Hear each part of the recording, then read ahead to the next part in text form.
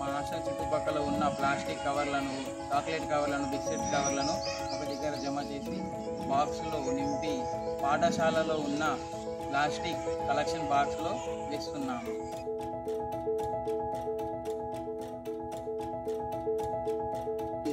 నిండిన తర్వాత